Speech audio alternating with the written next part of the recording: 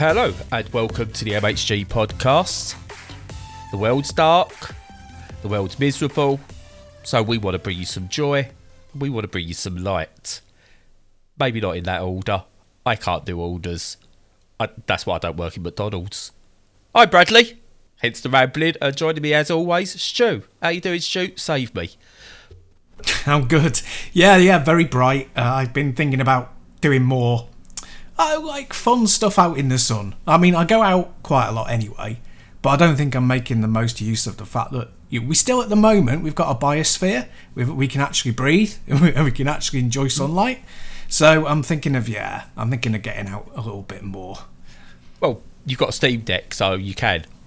Exactly. I don't want to be out there bereft of any gaming experiences. Do you know what I mean? That'd be awful. You got a full PC you can take with you now. Yeah.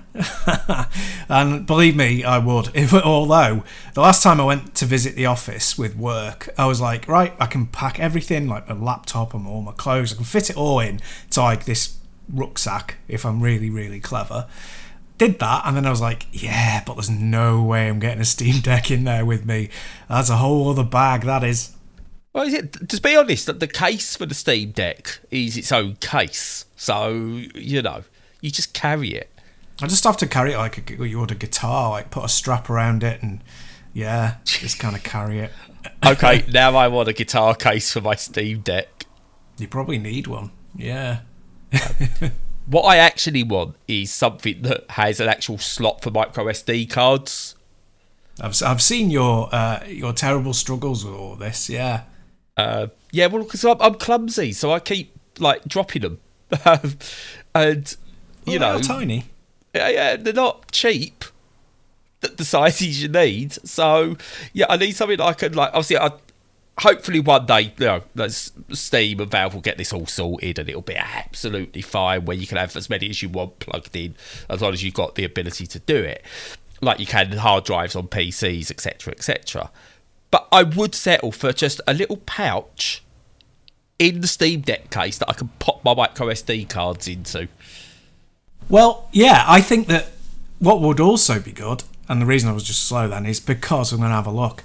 If there's some sort of SD card hub that you can get, like have a ribbon cable that goes into the SD, because I've got on my Saturn and a couple of other ones, they take SD cards in the optical disc emulator, so basically the thing that you swap out, so that instead of you having a CD drive, you have a SD card slot, and they supply you with like a little extension lead for that, which is just like a ribbon cable that slots in, and it means you can place it somewhere else instead of having to dig into the guts of the machine every time you want to change out an SD card.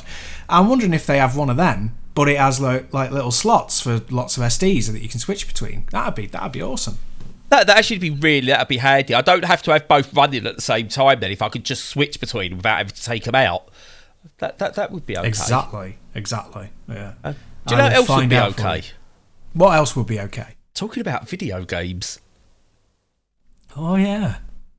Because apparently, one of our listeners has said, like, all we go on about is Steam Deck. I don't think that's true. We're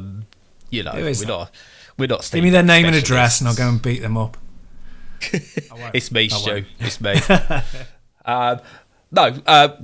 We do. But we love our Steam Decks and what you're going to do. But we do love video games. I have segued once. Can I do a double segue? Is that possible? Yeah. I mean, I'm good. There's got to be a Guinness World Records for the amount of segues in the shortest amount of time. There is. Well, you'll win it. Oh, and I'm still waiting for your filibuster as well on a load of games. Oh, that's the ADHD. I forgot. All right. Okay. I forgot about it. They got them covered. So... Indie devs, send me a bunch of games and I'll filibuster them. But yeah, I forgot. The ADHD cast. Stu, what you been playing? So, to begin with, I've been playing Teenage Mutant Ninja Turtles Shredder's Revenge, as you'd expect, because I'm a scrolling beat 'em up fan from way back in the day. One of my favourite games and in my top 10 list is Alien vs Predator by Capcom. I love that sort of thing. I love Guardian Heroes. I love Streets of Rage 4 was a huge thing for me, and still think of that as one of the best, if not the best, of that type of game. And yeah, this one's rocked up. It's really funny because they're releasing this TMNT Cowabunga collection of all the previous games, or a lot of them, and I would have expected that to have been out to get people stoked for this new game, but it's actually coming out after. Weird. Anyway, so what Shredder's Revenge is, if you don't know, if you had your head under a rock, is it's a scrolling beat 'em up, as you'd expect, that feels like pretty much a direct sequel to Turtles in Time, the arcade games, basically, the two major arcade games, TMNT and TMNT TIT, or TIT. Turtles in Time. And so you basically go along as you pick one of the turtles, and in this game you can also pick April O'Neil and Splinter, and you do what you'd expect. You go around, you beat things up, you defeat the Foot Clan, blah blah blah. What's different about it is, well, not a massive amount, but it has brought a lot of quality of life improvements to it. So it's got like a super meter that you can regenerate by doing taunts, which is really clever because that's like very much in the Turtles kind of franchise feel, the turtle doing a little dance or swaggering around or whatever just to get back some bar. And there's loads of more combos available to you, and there are lots of different animations that are fun, because the overall thing from the original games back in the 80s and 90s was they were the Konami ones that were really daft, like the Simpsons arcade, that are as much about feeling part of the cartoon as they are about really sharp, kind of clever level design. So the levels are fairly basic, they look gorgeous, the whole design is beautiful, and it is like an extension of what came before, but with loads more detail and lovely graphical touches, really cartoonish in the best kind of a way. But the level layouts themselves are not particularly exciting, and they don't really force you to do anything particularly special. They just walk from left to right.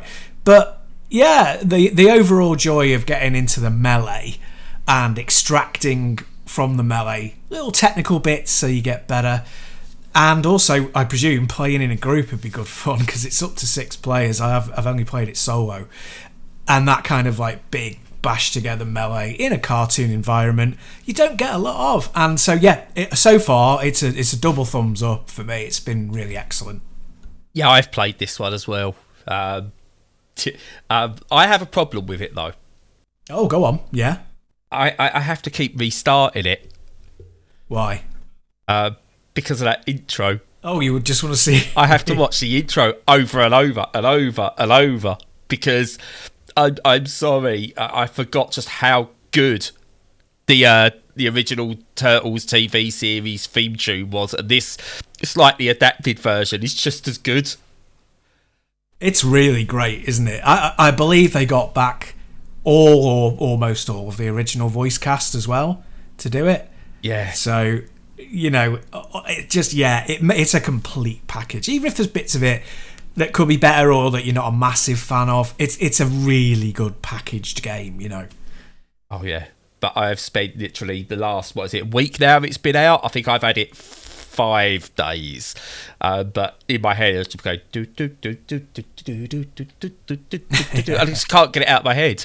Oh god, yeah. But it's a really good game. It's the quintessential pick up and play as well. I don't think I'm not good at it, but I don't think that matters. You can kind of brute force your way through it by just smashing the buttons, and you will get through it. Might not have all the skill, and it's like when I try and play football in real life. I can kick a ball and I can probably score a goal, but I'm not going to look good doing it. And it's the same when I play Turtles. I can do it, or I might not look good, but I'm getting a ton of fun out of it.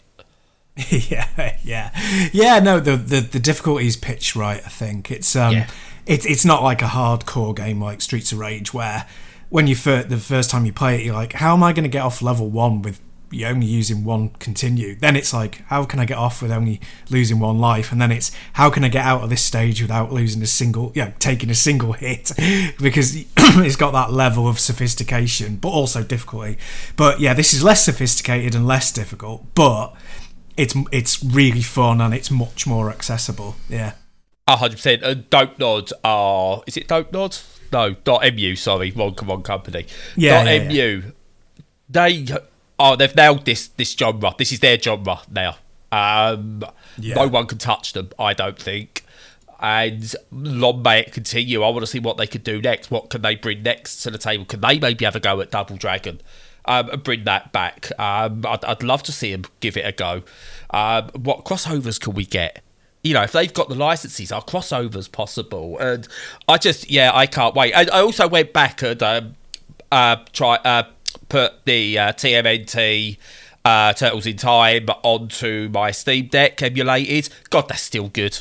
That's still so good to play. It is. And I can't wait for the bundle collection. The Cowbugger collection, did you say it was called? Can't wait for that. That's the one. Yeah.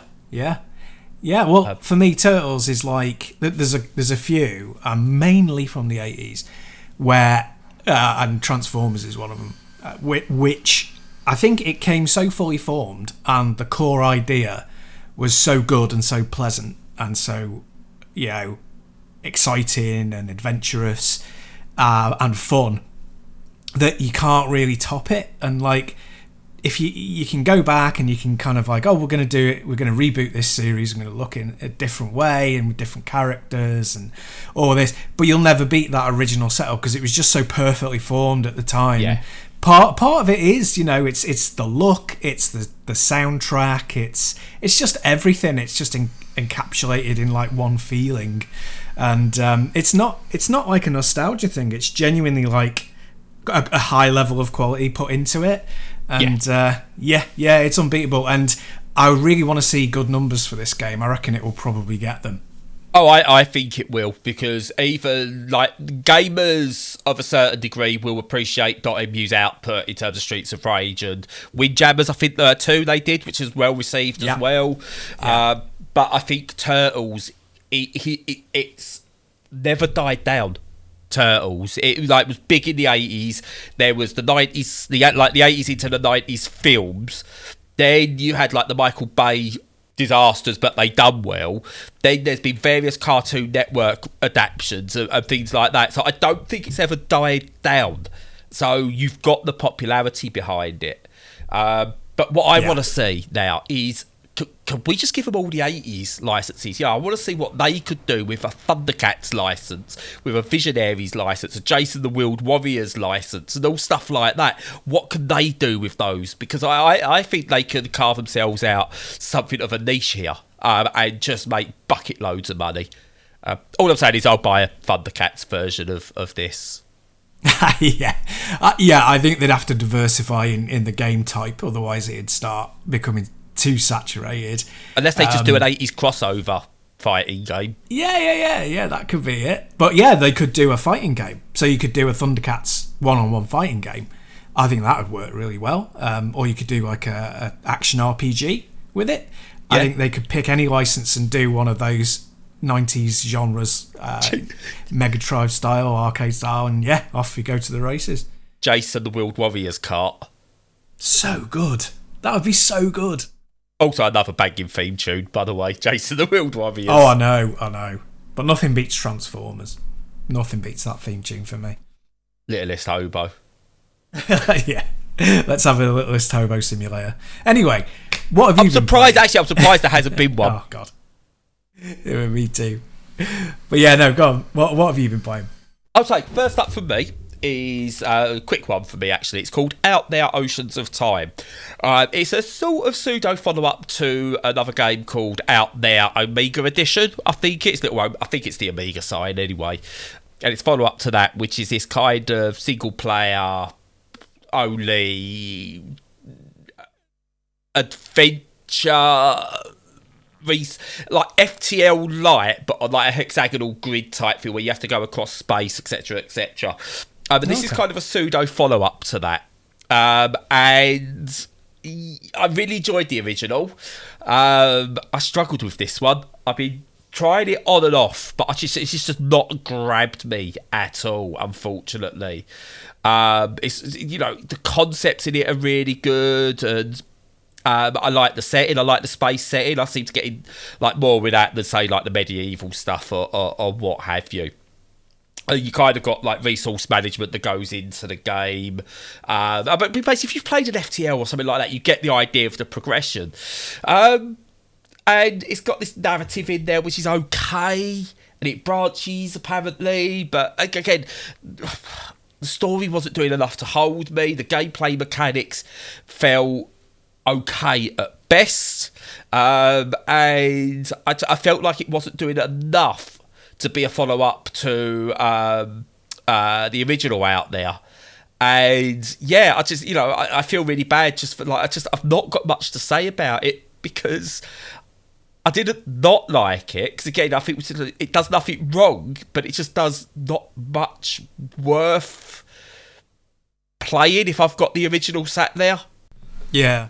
It's just a really weird game to have. It feels like it's come out too late from the original to actually be a sequel that no one actually understands or cares.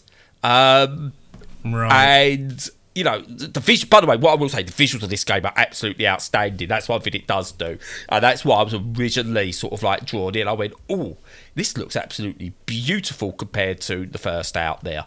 But that's about all it's got, and yeah, I don't know.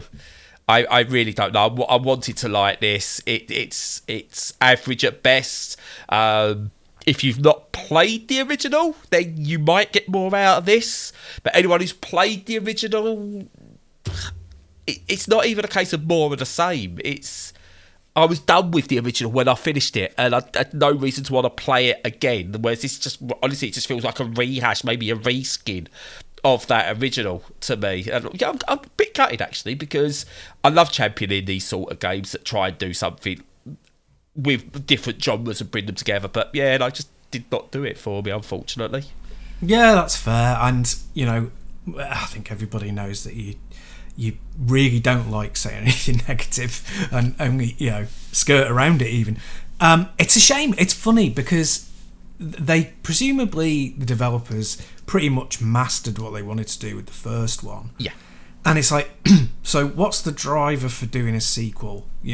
What is the actual driver behind it? Is it just that you think, well, it was great, but it hasn't got the recognition it deserved, and this will hopefully capitalise on that on the back of it? Is it, we had flaws in the game we think we can fix, but then they couldn't? Is it that we've been asked by the publishers to do this and we're not really into it? And it may be one of those things, it may be all of them, it may be something I haven't thought of. But whatever it is, it sounds like it went wrong at whichever point they chose. From what you said, it sounds as though it doesn't quite click and doesn't quite fit with anything. Yeah, So the original, I mean, it's a roguelike, the original. But for me, I don't know whether they've led away from the roguelike side more, which they possibly have. But the original out there, I felt like I was getting something from it in terms of progression, and this lacks that. What I think this would be better as is an expansion for the original. But the problem is, we're over 7 years down the line from the original. So I don't know what they could have done. It's too late for an expansion, maybe, for a game like this. So I can see why they've gone for something new. But at the same time, no, it didn't need to be. I mean, before this, they brought out the, frankly, I think, excellent Sigma Theory, which is a sort of like a political sim sandboxy type thing, which I thought was really, really good. So again, it's another reason I was excited by this. But yeah, no, I just sometimes a game just does not hit, and it's unfortunate. So again, I think if they try something new with the Out There license, then great, go ahead and do that. This just wasn't it for me, unfortunately. Yeah. No, I mean, the only reason I ever go on about these things is because I feel really bad for the studios, and I hate to just go, oh, they had one out before and they've brought out another one and it's not brilliant. You know, I hate ending things like that. I'm kind of like, God, there's got to be a reason. And I'm sure that they would, if they weren't bound by NDAs or just by their employee contracts, they would probably tell you what it is, and I would love to know. But that's a pipe dream, really. Yeah. But it's not a bad game. That's the thing. No. It's not a bad game. And I say, if someone who's never played Out There went and played this, they'd probably really like it. It's so tough, and so much love and attention has gone into it that, you know, this isn't a cash grab by any stretch of the imagination. I say, but it's just unfortunate. My own personal experience. I said, I've been looking around as well, and there's been some people who have really, really loved this, and given it big scores and impressions. Others have been like me and have just gone, it's, you know, it's all right. So yeah, looking even the Metacritic of this sticks at 59, and it ranges from sort of like proper like 7s, 8s, and 9s, right the way down to 5, 6, and 4. So it's, you know, this is all over the place review wise as well. So my honest opinion, if you've not played it, wait for a sale and give it a go, or if you get it in a bundle or something, it's worth picking up and just having a look. But if you've played the original, you've got no reason to run out and get this one. Yeah, I think that's all fair. Yeah, that's fair. But we'll signal boost it for anyone who likes this genre and hasn't played the first one. It sounds as though if you meet those two criteria, then you should probably go for it. And if you don't quite, then wait for a sale. Perfect, yep. What's next for you? So from me, the next one I mentioned last week, which is Neon White, which should have dropped, you know, before I got onto the podcast, but it didn't drop till 5 p.m, as we often get stuck with in PAL territories. But I won't go on about it very much, not because it isn't new, but because I talked about it a lot when the demo came out a few months back. And it's basically, the demo was the first level, and I've done 3 levels, and so far it's just as good. It's excellent. It has one design motif, which is it's a speed runny sort of slice of life cut out of Mirror's Edge. That's what it is. It's like Mirror's Edge, but you just do it in small bursts and against the clock. So completing a level isn't particularly difficult, really. Well, it isn't so far. It'll probably get harder. But the thing is, doing it efficiently, speedily, and like a ninja is what you're after. And it's really gorgeous. It's got this fantastic anime aesthetic. I don't bother with the story because I don't bother with stories, just to quote you, Brad. And so I just get to look at the pretty visuals. And it's great. I don't have a lot of patience for games that are score attack or speed running often, but every now and again they'll click with me. And I think the reason for this one is that it's about defying gravity, and I love that. Ghost Runner has become one of my favourite games of all time already. It's only a couple of years old. Mirror's Edge is already one of my favourites. I really like Knights is possibly my favourite game of all time. It always battles with Breath of the Wild. So anything where kind of like Burning Rangers, anything where you're kind of like boosting, you're in the air, you're defying gravity, but you're very tethered to gravity at the same time is right. That's right in my sweet spot. So I'm loving this game. Yeah, I'm looking at it, and my only issue I've got, one of the reasons I haven't picked it up yet, is it looks very, very bright. It is. And that's an issue for me, unfortunately. I assume there's no like dark mode option or anything like that to it. No, it's gotten very few accessibility options. Yeah. It's got very few options in general. So yeah, it could do with being boosted in that area. But you know, it's worth us feeding back to them about that, I think, and see if they've got it on their roadmap. Because the best bits of Mirror's Edge were the actual parkour bits, and if this is that without the bad bits, then I really, really, really do want to play it. It just might have to wait until I can get it in a cheap sale before taking a risk.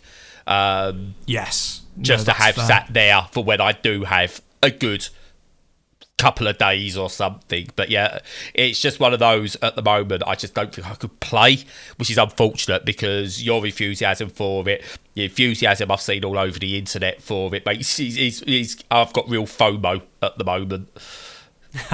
Yeah, fair enough.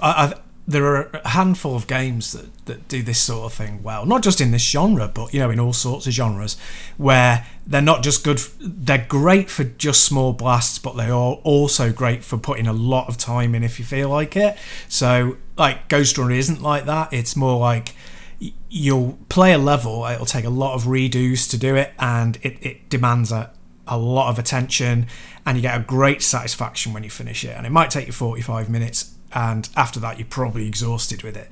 And then you refresh for a day, and then you're itching to get some more. Whereas this is like, you can do a level in 30 seconds and go, right, yeah, I'm going to have a cuppa. Or you can go, right, I'm going to beat that and play it like another 15 times. Or you can go on to the next level and the next level and the next level. It's just got a really good loop to it that it won't appeal to everybody by any stretch of the imagination. First person platformers just don't appeal to everybody, and I totally get that.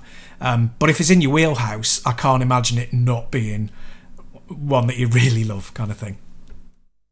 Yeah, no, yeah, you sold me just when I can see better. Cool. So on to yourself again, yeah. Yeah, so moving on, almost the opposite of that is a really dark game. And this is the reason I picked it up, was I could see what was going on in this game. Now, I don't want to describe it as a boomer shooter, but it does come across as a bit of a boomer shooter, that whole retro, modern FPS type thing. It's called Forgive Me Father. And honestly, it when you look at it initially, and even when you first play it, it's as though someone played the original Doom, the original Wolfenstein, then quickly had a quick play of 13, or XIII, after reading Cthulhu, and just went, yeah, that'll be a good game, and that's what they've made. Nice. So yeah, essentially what you've got here is it's a 3D game, but it's kind of got, do you know the aesthetic on stuff like Octopath Traveler? Yeah. Where it's kind of this 2D on these like really well made 3D backgrounds. So it's kind of got that aesthetic, but from a first person point of view. So you've got these really nice 3D areas that you're in. It's this cell shaded, cartoony comic book style look to it, hence the 13 reference. But all the enemies and everything are kind of like this 2D always face on type thing. And you go through like corridors and rooms, and like you get like, so you might go through some corridors, then you get to a big open room and arena type thing where you've got to destroy all the enemies in that area to progress, and so on and so forth. And the enemies come at you thick and fast. You get better weapons. You have to manage your inventory a little bit, but obviously it's not too that, 'cause it just wants to keep you going. And it's all got this really nice Lovecraftian aesthetic to it as well. I just having a great time with it. I'm not very good at it. It seems to be a common theme with me on games. But I don't care. I enjoy playing games I'm bad at. Me too. But with this, you kind of like, so about this is like, there is a sort of story to it, but okay, who cares? But you're kind of like the only person left in the world, I think, who's got their full senses. Everyone has kind of been taken over, brainwashed, etc., etc. And you're kind of going on a journey to discover what's gone on. I don't know why you need a motivation, but that's the motivation for it. What I will say is, can we go back to, like, one thing Doom did, well, he did lots right, but one thing Doom did right, there wasn't a story as such. No one cared. Just tell me, look, here's a guy, he's going on a person, and they're going through these levels to shoot things. Yeah, fine, that'll do me. And it looks great. But, yeah, okay, for whatever reason, they've given a bit of a story to it, but, yeah, it plays so well, and we'll probably cover this, by the way. Turtles really good on the Steam Deck. This absolutely brilliant on the Steam Deck. I was worried, but with the trackpad as the controller, really good. Really, really good. Just it's fast, it's frantic, it's very fluid feeling, and weapon types are interesting, the enemy types are interesting, and I say, like, I just love going through it, and it's very bloody. There's lots of blood and guts and everything. It's a proper throwback with a nice modernish twist to it. Yeah, excellent. Yeah, no, I get that. I get that with the story. The best stories for me personally are always told environmentally and with dialogue from the characters and stuff. So, basically Half-Life, they're the best kind. Yeah, they don't interrupt what you're doing. You're still being a gamer while you're doing it. And it's different if you're playing a game that isn't an action game. Like, it's just action games that I don't want that narrative in. I don't want it broken up. I'm sick of audio logs. I'm sick of data pads. I'm sick of stopping while there's a big expedition dump. I just want to get in there and start smashing stuff to pieces. Yeah, which is why, for me, Doom Eternal, as good a game as it is, moved away from what made Doom so good. And it was just like, if you want to do that, create another IP. Doom Eternal would have been great as another IP, but when I go into a Doom, I expect two things: guns and shooting. I don't care about anything else. And again, we go back. Doom 2016 mocked the idea of what shooters become, and then Doom Eternal went to what it mocked. It's kind of like, that's true. Okay, but no, this is really good. It's a real throwback to the 90s shooter games, and really good. Also, protagonists you could pick from: a priest or a journalist, by the way. The priest is male, I think, and the journalist is female, for no reason other than you've got a male or female character to choose from. So I know I'm probably asking too much for us to sort of go, why do we need to have male or female? Why could we just not have a faceless protagonist? So it doesn't matter. But hey, it's progress. In a way. Yeah, in a way. But yeah. And there's no difference in terms of how good the game is with whichever one you choose. So it's not as if like, oh look, it's a female, so they can jump higher, but they're not as strong, or anything like that. So it's just a case of one's a priest and one's a journalist, and I think their stories are slightly different. Yeah, you need that. It needs that. What was it? Activision's like character wheel of like, oh, you need to have the. Oh God, that was terrible. Yeah, let's not do that. No way. But yeah, this is absolutely brilliant. Well worth your time, your money, your investment, the whole kit and caboodle, whatever. I probably butchered what that is. Kit and caboodle? I don't know, but it's worth it. Forgive me, Father. I will, my son. I will. It does sound good. I'm very interested in that, because my last one, which I didn't play much of, was also very dark, both graphically and tonally. And it's also a boomer shooter throwback, and it's also full of guts and viscera. But my one was not Forgive Me Father. It was Selaco, or Selaco. I'm not sure how it's supposed to be pronounced. People are calling it Selaco because it sounds like the Sulaco from Aliens. But anyway, and it's basically this exactly what you just said, but it's got a slightly different focus.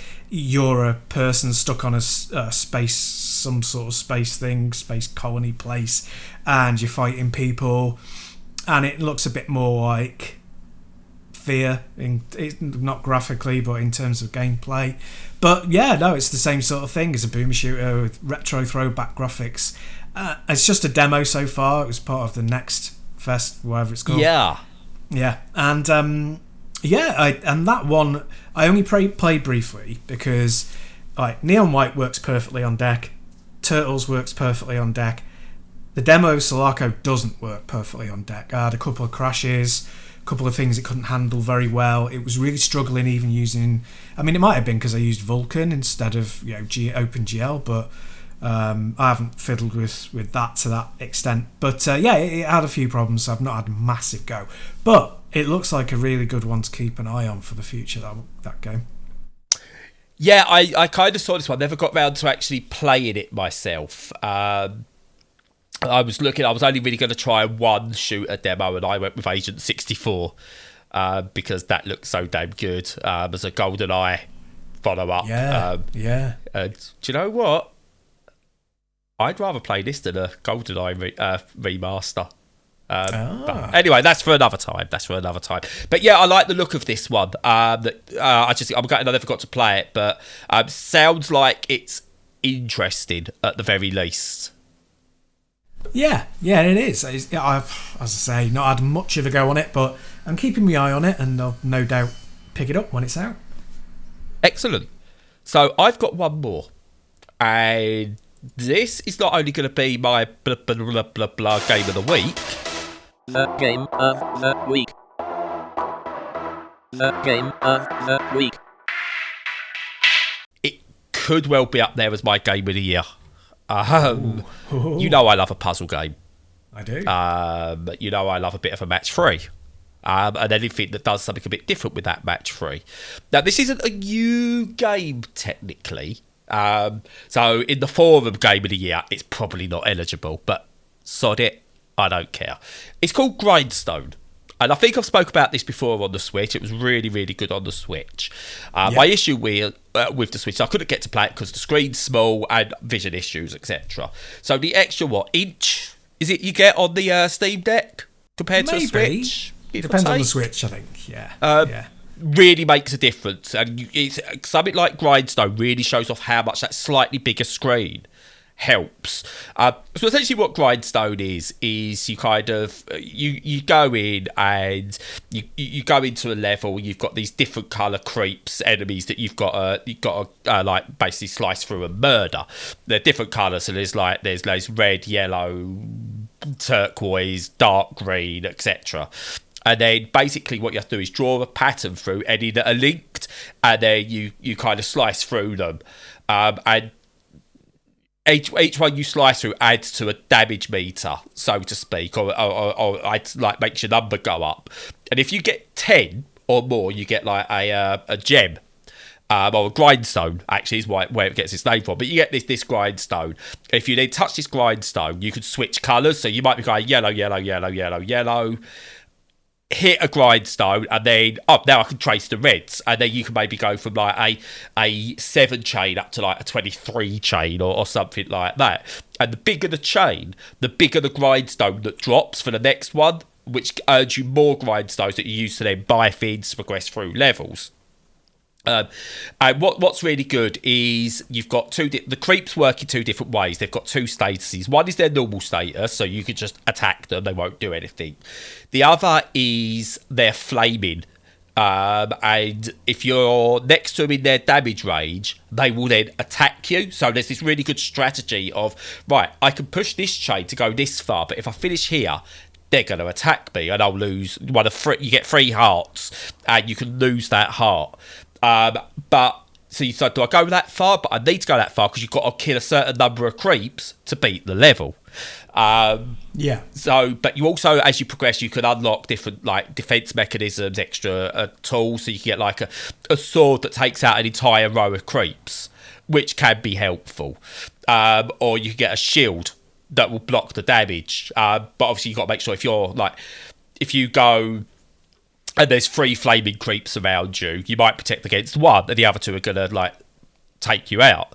But you've also got, on top of that, more like semi-bosses in each level as well, that you need to have a certain amount of chains together to be able to attack. So you might get this enemy that's got a number 10 next to it, or a 5. So you've got to make sure before you get to that enemy, you've gone through 10 other creeps to attack that one, and that resets your attack meter down to 0, etc.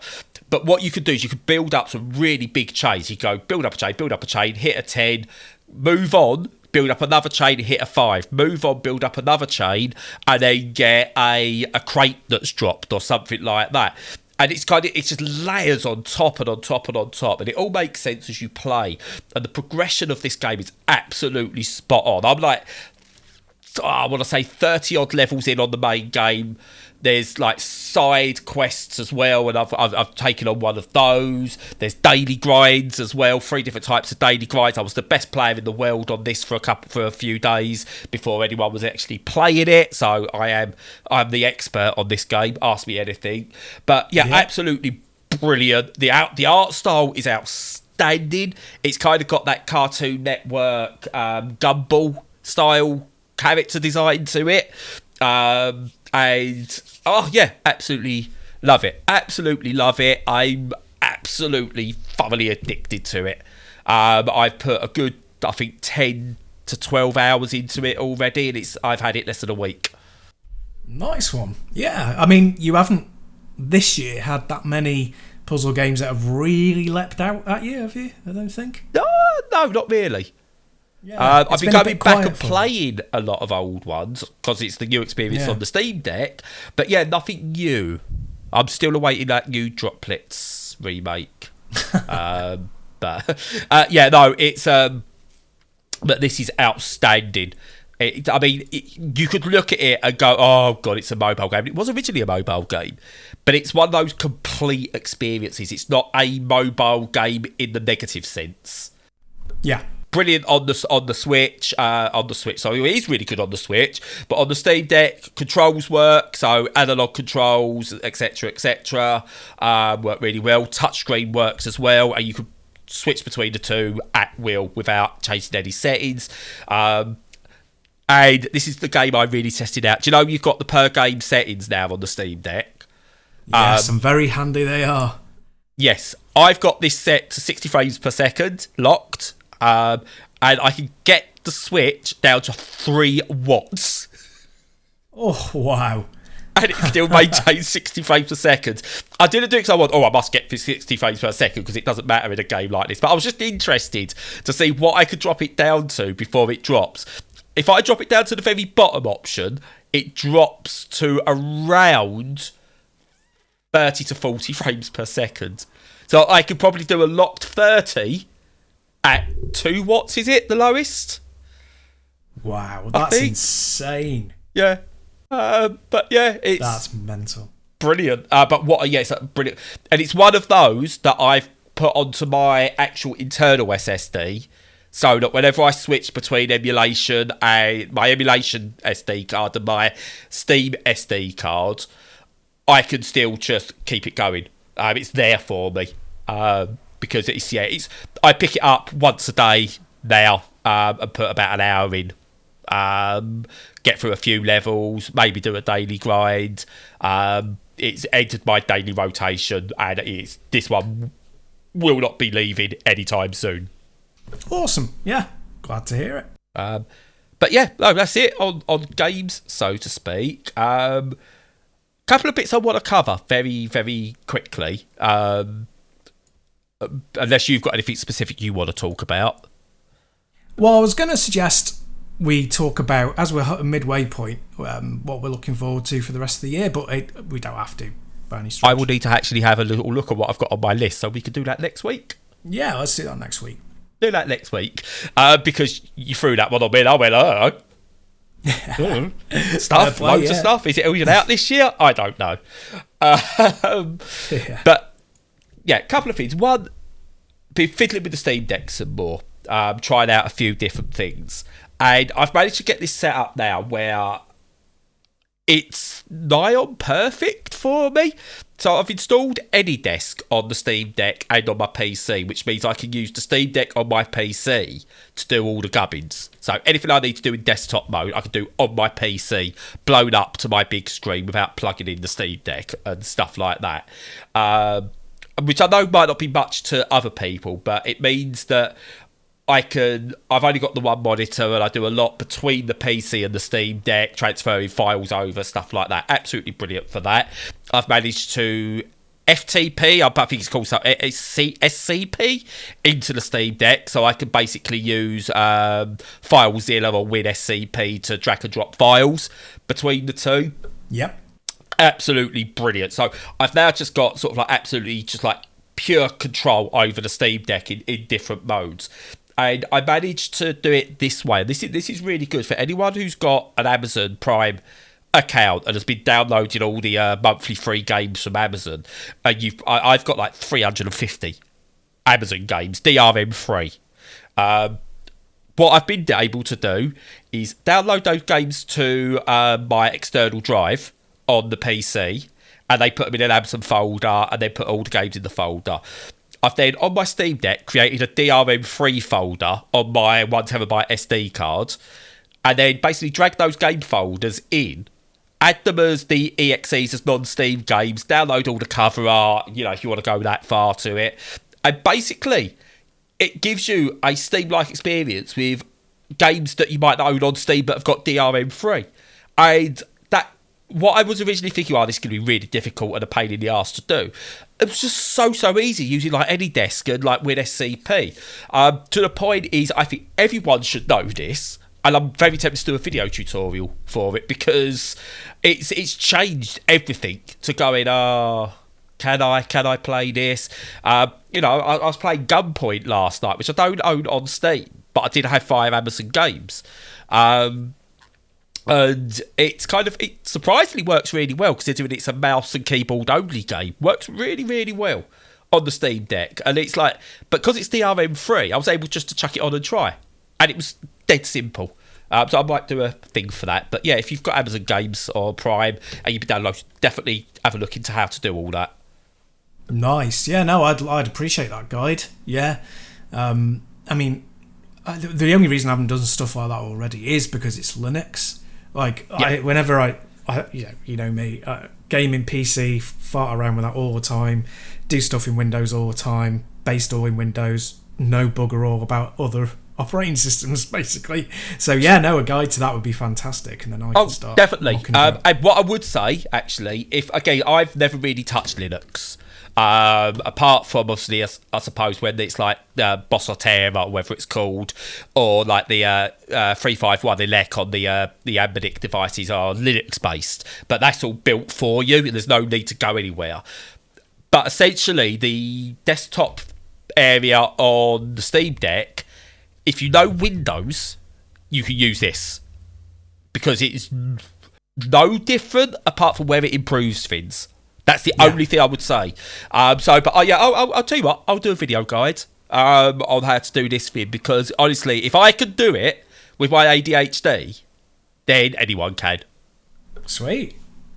And also, the last thing, just want to touch on, we came up on the forum, and I'm going to talk about the forum because people listen to us, apparently. I was quite surprised. We got a bit of good feedback. So, yay. Awesome. There's been discussion again about games difficulty and how should they handle it and stuff like that. Again, I will reiterate, games should be accessible for everyone. Have an upfront, make use of the press A to start screen that every game seems to have, and have a, do you wish to start the game without looking at accessibility options, or would you like to press this button to have a look at the accessibility options? And give them there. And difficulty-wise, give the options from easy up to like impossible challenge, and also have the, would you like to be able to skip these types of sections as an option.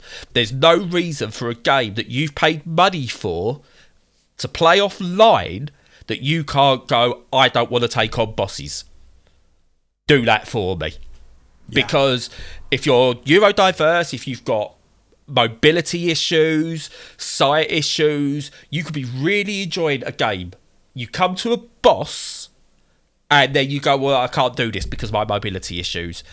But I want to enjoy the rest of the game. So either a guided option where it makes the boss really easy, so maybe it's like a 2 or 3 hit kill, they telegraph their movements more, or they just go, yeah, all right, we'll play it for you and skip it. That needs to be in all games. It really, really does, because not everyone can play your game. And I'm not saying every game has to be for everybody, because I see that as an argument. Okay, I'm not saying that you need to make your 4X game super easy for me to play, because that's I don't get on with 4X games. I keep trying them. I don't get on with them. You haven't got to make that game for me. But what you do need to do is make that game for someone who likes a 4X game with a disability. You've got to allow them to play your game. Like, I don't expect... Like, I know you're not a big fan of the roguelike games. So they don't have to make a roguelike game that caters to you. Yeah. But if you like the roguelike game, but you only had one working hand, there should be an option to somehow make that game playable with one controller, with one part of a controller. You know, whether that's a lower difficulty setting or automatic battle, automatic attacks, you just worry about timing the jumps, or you just got to press a button at the right time and we will choose the right attack. Something like that then allows you to play that game. Same as, like, I want to play Monster Hunter Rise. I can't play Monster Hunter Rise. Not because the game itself is bad, not because of anything. The actual gameplay side is fine. I cannot read the text. Yeah. So that needs an option where it goes, that text becomes readable, or has audio for the text as well, like Disco Elysium, which I can't see all the text properly, but it reads it to me. So those options have to be in there. The same with difficulty. Make it so anyone can play your game if that's the game they like. Yes, yeah, and I think you're right in that you should start from an accessibility standpoint. So, you know, like, there are people like me who don't have a physical disability that will prevent me from playing certain games, but I'm not very good at the parts that progress you through the game, so I don't play them. So I'm thinking mainly of, you know, obviously the Dark Souls type games like Elden Ring and you know, all of that, and Sekiro. But I'm not really the issue to start with. Like, catering for me should be way down the page, and it should start with adding in the accessibility, and then if I can use those accessibility options to just go, oh, well, I want to make a game easier by my particular criteria, then I can. So I think you're entirely right. Start out with the kind of being able to adjust stuff, because all games are sliders, you know. It's like, this enemy has this slider, and then you slide it up for boss enemies. Just adjust those to start with, and then think about more clever ways of doing it as you go along. But put those options in just so that people can access it. And I never buy the argument of, but if we do an easy difficulty, or we make it that someone can do what they want to do in it, it can break the game. You might not, you might get overpowered, or you might not get enough XP, or whatever. Then I'll go, that's not the fault of the gamer. There's something fundamentally wrong with your game design. Yes, yeah. Changing something to make it accessible for someone breaks the game, what have you done wrong? And again, look at Forza Horizon 5. They got that spot on. You can slow that game down, and it still presents the same challenge as someone who's able-bodied or able-minded to play, and then someone who's, like, got a disability, whether it's physical or mental, to still play that game and get the same challenge. Now, if you was to play that same game and drop the make it slower, fine, you know what, that might make it easier for you. But if it's offline, who cares? Who really cares? The only time I would argue and go, it shouldn't be allowed, is in a competitive online environment, unless you can then go, actually, look, we've actually got two online environments, the as devs intended online environment for competitive and the accessibility environment, so that, you know, no one's getting a cheating unfair advantage. And, you know, I don't know how you could regulate that, so I get it for online, but any offline mode in any game, the user should be able to dictate how they play that game. Yeah, well, I completely agree. I don't play Monopoly properly. You know, I don't stick to the rules on that. Yeah. So, yeah. It's house rules, isn't it? You know, it's sticking house rules in there to make it a better balance for you. Oh, do you know what? That's what they could even call it. If they wanted to get away from the whole idea of accessibility, because that's a dirty word for some people, house rules. Just have a house rules mode. Yeah. Yeah, because branding is really important. Yeah. Like, you know, if you say to a gamer, oh, we're going to tweet this, we're going to tweet that, they're all, you know, instantly up in arms. But if you have a branded thing, this is, you know, house rules, then people will just accept it. They might grumble, but they'll accept it. Yeah. there you go. We've solved video games. We always do, my friend. We always do. So next week, we are becoming the Mental Health Film Podcast.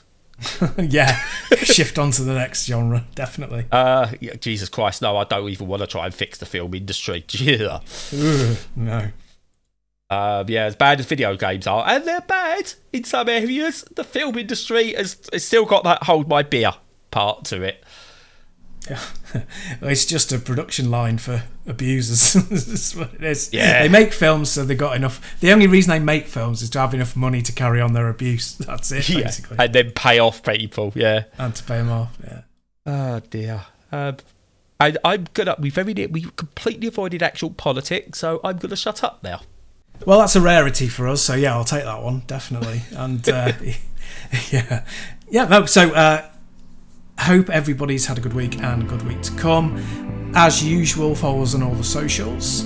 Watch out for that video that Brad's going to be doing for the Steam Deck for all of the three of you out there who've actually got one. I think, me and Brad have taken up, 50% of the available Steam Decks in the whole of the UK, so yeah, good luck. Apart from that, have a great week, stay safe and stay sane.